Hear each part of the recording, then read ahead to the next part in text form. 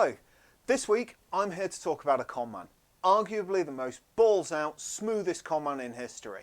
Forget about Bernie Madoff, forget about Charles Ponzi. I'm talking the mid-1920s and Count Victor Lustig. This is a man that not only made himself incredibly rich several times over, but also in a 20-year conning career he managed to sell the Eiffel Tower for scrap metal twice. And he conned Al Capone out of £5,000. Yes, that Al Capone. He was born in Bohemia in 1890, and from a young age he was gifted and intelligent, and on leaving school he almost immediately took to using this intelligence to fleece people out of their hard-earned, or in many cases, recently inherited monies. His early target was the first-class passengers on cruise liners between France and New York, sailing with high society travel companies like Cunard. He'd pose as a Broadway musical producer and encourage the nouveau riche to buy shares in upcoming Broadway musicals, and of course, them wanting to burnish their highbrow connections and advertise such were more than willing to do so. These, however, would never see the light of day. These musicals were never released, and when a musical never sees release or performs that badly that there's no profit on it, then there's no need for a return paid on any investment. The musical The Producers is entirely based on this scam, and by the time anybody realised what was going on, Lustig would be on a different continent. This paid well, but it was never going to bring about the level of wealth that Lustig wanted. And also, when transatlantic cruise lines were suspended due to World War I, he had to come up with an alternative that could be performed without travel, and preferably without too much work. And this is when he came up with the first of his truly ambitious schemes, the Romanian box scam. This is a license to print money. Seriously, it's an actual license to print money. That's what it's all about. This works on the ancient grifters principle that you can't con an honest man. Lustig will be in some form of hotel, bar or restaurant and will be talking to people, eyeing them up for his various marks. And eventually the subject would drift round to his wealth, and he would give away the secret of his wealth as being effectively this ornate wooden box, usually something mahogany or teak or an expensive looking material, because looks are everything in this game. And he would tell the mark that what the box does is it prints perfect counterfeit money. You can place a high denomination bill in the slot in the top, the machine separates out enough of the inks from the original bill onto a new sheet of paper of equal size, and after about 6 hours of setting and staining, you have a perfect duplicate banknote. Sound good? Of course it sounds good. It's the basis of con. What's actually happening is that the mechanism is pulling through the genuine bill that you've put in, as well as another genuine bill from a small store in the bottom of the machine that Lustig had put there, thus producing what looks like a perfect duplicate, but is actually just another banknote. During the 6 hours of processing time, he would spend this playing cards or having dinner with the mark rather than wait in his hotel room. Just think about that for a moment. This already looks too good to be true, and then you leave it unsupervised for 6 hours? This is why I don't have much sympathy for people that fell for this scam. On returning to the machine, he'd open the drawer and there you would find 2 perfect bills, which he'd then take to a bank to have them authenticated. And of course they'd be authenticated. They're actually real bills that he slipped into the drawer before heading off for the card game. The box itself was just containing semi-functioning clockwork. Now, once the mark was suitably impressed, this is where the real con comes in, because then the mark themselves would start the process of almost begging Lustig to sell them the box. And here's the sting.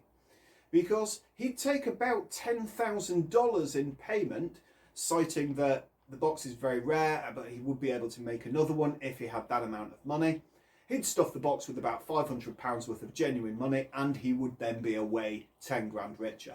By the time the mark realised they'd been stung, Lustig would be long, long gone. Now, you can keep this up for a while. In fact, you can keep this up for longer than you might think, since most people who are conned don't go and tell anyone. Think about this. Would you confess to starting a counterfeit money racket if you were just going to get a con man put away? Would you? No, me neither. I'd just swallow my pride and go back to living my shame in a corner. But eventually, US law enforcement was picking up on the scam, and Lustig had to get out of the States while the going was good, back to his familiar early scamming turf of Paris, where he stumbled upon a newspaper article that would take it beyond famous and into infamy amongst conman. Thus the Eiffel Tower scam was born. Now, the Eiffel Tower was built in 1899 for the World's Fair in Paris, and contrary to how the Parisians and the French government might view it today, by 1925 they pretty much hated it. It had fallen into disrepair, and the idea of scrapping it had been bandied around the government once or twice.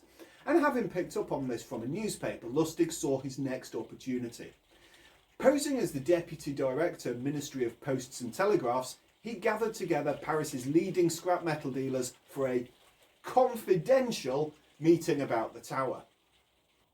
In that meeting, he made an impassioned speech about how the tower didn't fit in with the Gothic architecture of the other Paris monuments, such as Notre Dame and the Arc de Triomphe. That the tower was to be quietly done away with to avoid a public outcry, hence the need for the confidential meeting. That he had been chosen to decide who would actually own the rest of that scrap metal, and that they had been chosen to bid on the contract due to their reputations as honest businessmen. He invited them all to send in their bids and made himself available to answer any questions that they may have about the deal. And throughout all of this, he was carefully selecting his mark. And that mark turned out to be local scrap metal dealer André Poisson, who was just a bit too ambitious.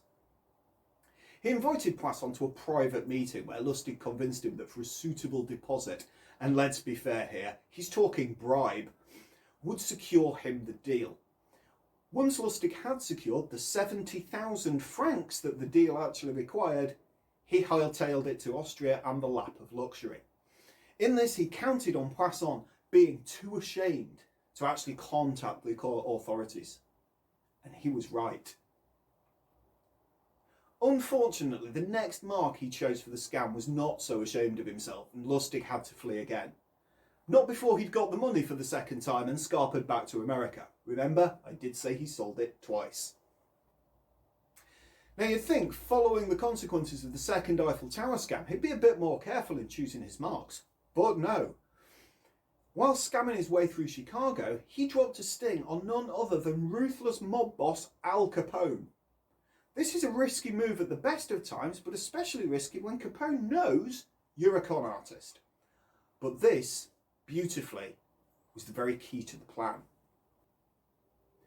Lustig convinced Capone to invest $50,000 in the building of a scam, stating that he would double his money in 3 months. Now, Capone knew that Lustig was a trickster, but he also knew that he was a good trickster, and this looked like a relatively sound investment, so he went along with it.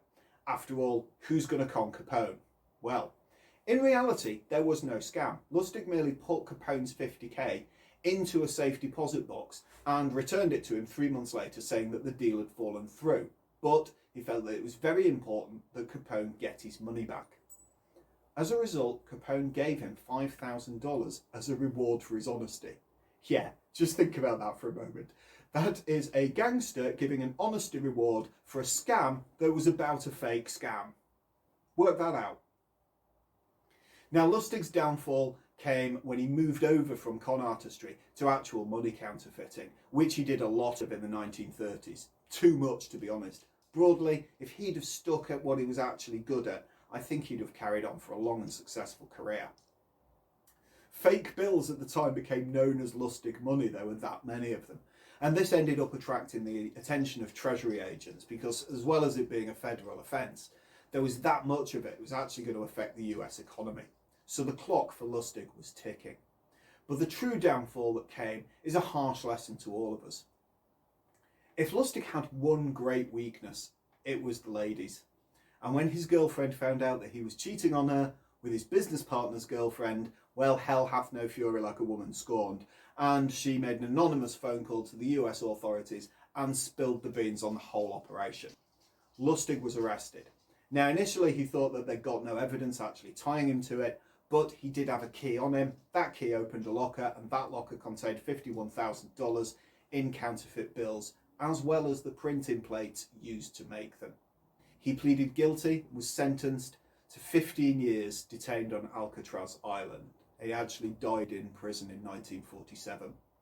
His death certificate lists his occupation as an apprentice salesman, And I think it's impressive that even in death, Lustig could still have a fake job. An inspiration for great many conmen throughout history, and does rightfully earn his place as the smoothest conman in history. There is a 10 commandments of conmen that has been attributed to Lustig, but I don't have a source. I'll put them in the comments below and you can see what you think to them for yourselves. But thank you for listening to a story too good to be true, but it was. See you next week. Goodbye.